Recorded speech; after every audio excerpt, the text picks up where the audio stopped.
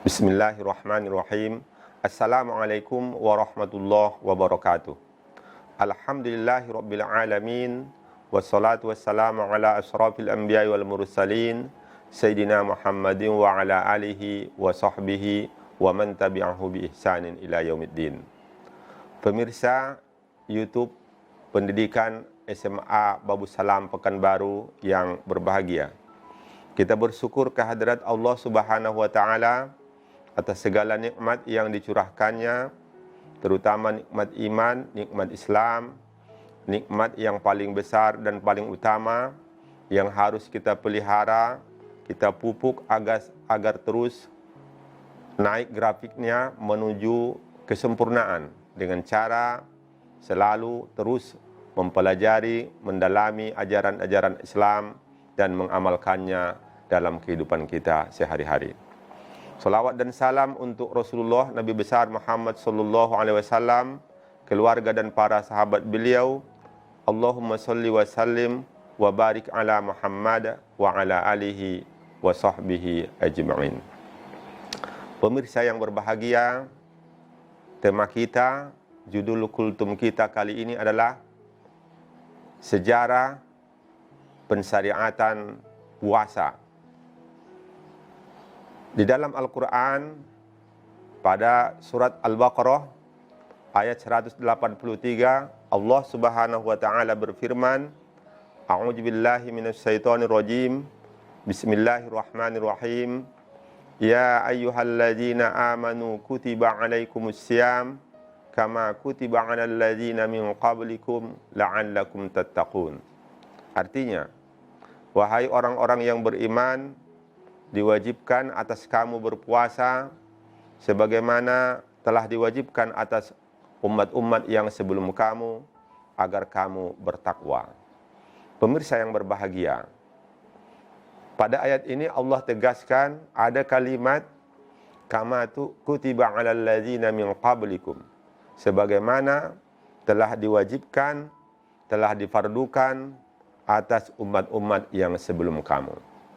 Mulai dari zaman Nabi Adam alaihissalam dan terutama sejak masa umat Nabi Nuh alaihissalam sampai ke Rasul yang terakhir sebelum Nabi kita, yaitu umat Nabi Isa alaihissalam, telah disyariatkan berpuasa. Pemirsa yang berbahagia, ketika Rasulullah SAW diutus dan hijrah dari Mekah ke Madinah, maka di Madinah Rasulullah berinteraksi dengan umat yang lain, yaitu umat Nabi Musa alaihissalam. Dan umat Nabi Musa juga diwajibkan berpuasa. Seperti kita ketahui bahwa Nabi Musa ketika beliau di Bukit Sinai, beliau melakukan ibadah, siangnya berpuasa dan malamnya qiyamul lail. Awalnya Nabi Musa diperintahkan Allah Subhanahu wa Ta'ala untuk berpuasa 30 hari. Namun karena pada hari yang ke-30 beliau melakukan pelanggaran, yaitu memakai siwak setelah tergelincir matahari, maka Allah memerintahkan Nabi Musa untuk menambah puasanya, menggenapkannya menjadi 40. Dan ini diceritakan, dikisahkan oleh Al-Quran dalam surat Al-A'raf. Artinya apa? Umat Nabi Musa juga diperintahkan berpuasa sebanyak 30 hari. Kemudian selain itu, mereka juga ada puasa yang lain, yaitu puasa Asyura. Jadi ketika Nabi kita, sahabat, berada di Madinah, mereka sudah melihat umat Yahudi berpuasa.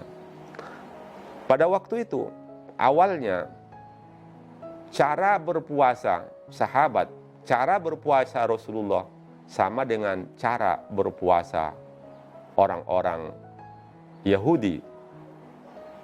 Yaitu bagaimana? Salah satu ciri puasa Yahudi tidak ada sahur.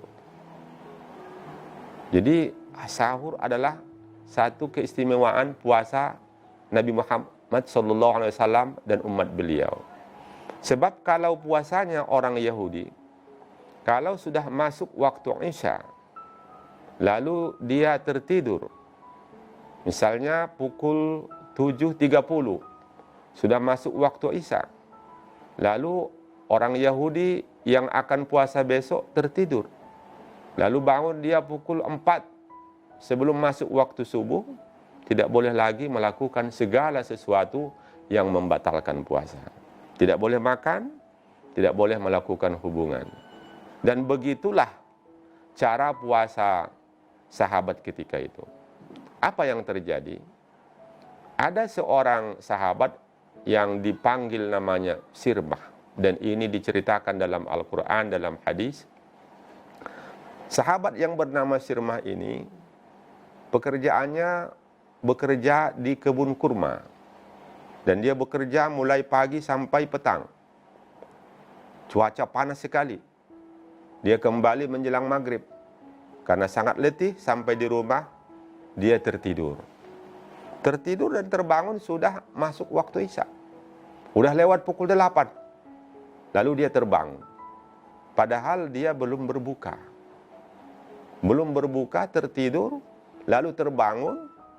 Beberapa jam setelah itu terbangun, tidak boleh makan lagi, tidak boleh minum lagi. Karena begitulah cara berpuasanya umat-umat terdahulu, dan seperti itulah pada tahun pertama itu cara berpuasanya Nabi kita dan para sahabat. Lalu besoknya sahabat yang bernama Sirmah ini ke kebun lagi. Artinya dia puasa wisol, nyambung puasanya tanpa berbuka. Bekerja lagi, panas terik matahari. Pada tengah hari pingsan dia. Pingsan. Oleh sebab itu, maka masalahnya kalau tidak boleh lagi makan minum setelah tidur pada malam hari, ini menyebabkan masalah. Maka diturunkanlah ayat bahwa wakulu wasrobu, fakulu wasrobu hatta yatabayyana lakumul khaytul abyadu minal khaytil aswadi minal fajar. Dalam surat Al-Baqarah ayat 187, makanlah dan minumlah kamu sampai terbit fajar. Jadi karena ada peristiwa ini, maka diberikan Allah rukhsah. Kemudian yang kedua, ada sahabat yang bernama Umar bin Al-Khattab. Beliau berbual-bual, berbincang-bincang dengan Nabi sampai larut malam. Larut malam sampai ke rumah, dia mengajak istrinya untuk hubungan. Kata istrinya, jangan, saya sudah tertidur tadi. Dia kira itu gurau, dipaksanya, maka terjadi. Menangis istrinya, dan dilaporkan kepada Rasulullah SAW. Maka turunlah ayat, uhilla lakum lailatas syami rafasu ila nisaikum. Hunna libasul lakum, wa antum libasul lahunna. Intinya apa? Dibolehkan melakukan hubungan suami istri selama belum terbit fajar shadiq, selama belum masuk waktu subuh. Inilah dia rukhsah, keringanan yang Allah berikan kepada kita umat Muhammad SAW dalam berpuasa, sehingga tidak sama dengan puasa umat-umat terdahulu. Kalau umat terdahulu, kalau sudah tertidur, tidak boleh lagi makan minum. Tapi kalau kita, walaupun sudah tertidur, selama belum masuk waktu subuh, belum terbit fajar shadiq, kita boleh makan minum, boleh melakukan hubungan suami istri. Dan ini adalah kasih sayang Allah kepada kita. Dirubah syariatnya, ada nasah, ada mansuh, ada rukhsah bagi kita, karena kita dicintai oleh Allah Subhanahu wa Ta'ala. Oleh sebab itu, mari kita menunaikan ibadah puasa ini dengan rasa syukur, bergembira. Semoga kita menjadi hamba-hamba Allah yang muttaqin, yang bertakwa. Wallahul muwaffiq ila aqwamit thariq. Wassalamualaikum warahmatullahi wabarakatuh.